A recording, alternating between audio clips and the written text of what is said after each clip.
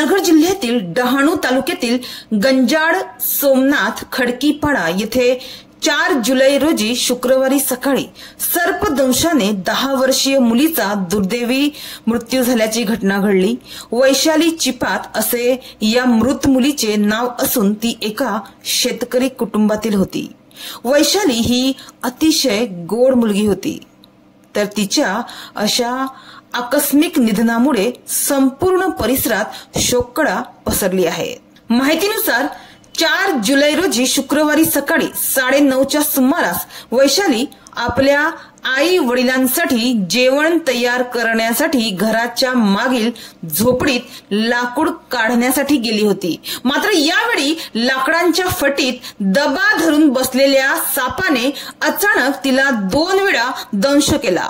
वैशालीने जोरात आरडाओरड केल्यावर शेजाऱ्यांनी धाव घेत तिला तत्काळ गंजाड प्राथमिक आरोग्य केंद्रात दाखल केले।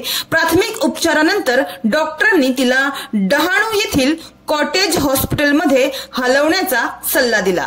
मात्र सकाळी सुमारे 11 वाजता रुग्णवाहिकेतून डहाणूकडे नेत असताना वाटेतच वैशालीचा दुर्दैवी मृत्यू झाला। वैशाली हिला डहाणू येथील कॉटेज हॉस्पिटलमध्ये नेत असताना रुग्णवाहिकेतून तिला डहाणूकडे नेत असताना वाटेतच वैशालीचा दुर्दैवी मृत्यू झाला। दुपारी वैद्यकीय प्रक्रिया आणि पोलीस कारवाईनंतर तिचा मृतदेह गंजाड खडकीपाडा येथे अंत्यसंस्कारासाठी आणण्यात आला।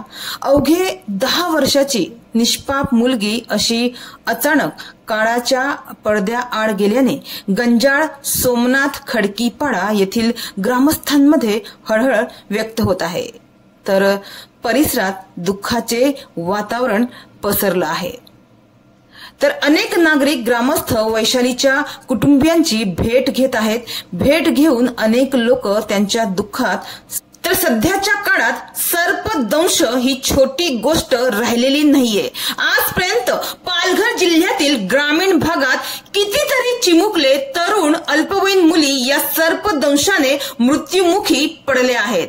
ही एक गंभीर बाब आहे आणि दुर्दैवाची गोष्ट म्हणजे सर्पदंश झालेल्या रुग्णाला जरी जवळच्या ग्रामीण रुग्णालयात नेलं तर त्यांच्याकडे सर्पदंशावर योग्य ते उपचार उपलब्ध नसते। तिथले डॉक्टर रुग्णाला तपासून पुढे दुसऱ्या रुग्णालयात नेण्याचा सल्ला देतात, तिथून अजून पुढे दुसऱ्या हॉस्पिटलमध्ये असे करता करता सर्पदंश झालेल्या रुग्णाचा मृत्यू होतो, तो दगावतो।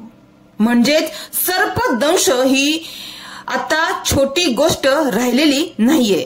या अगोदर जुन्या काळात साप चावल्यावर योग्य ते उपचार करण्यात येत होते आणि योग्य ते उपचार होत होते आणि सर्पदंश झालेल्या व्यक्तीला वाचविणे शक्य होते।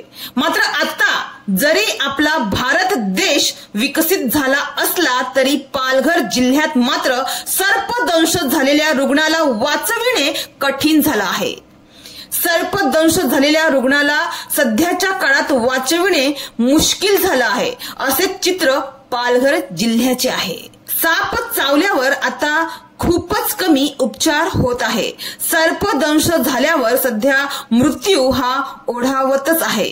अशा कितीतरी बातम्या आपण ऐकल्या असतील आणि ही एक गंभीर बाब आहे, हे विसरून चालणार नाही।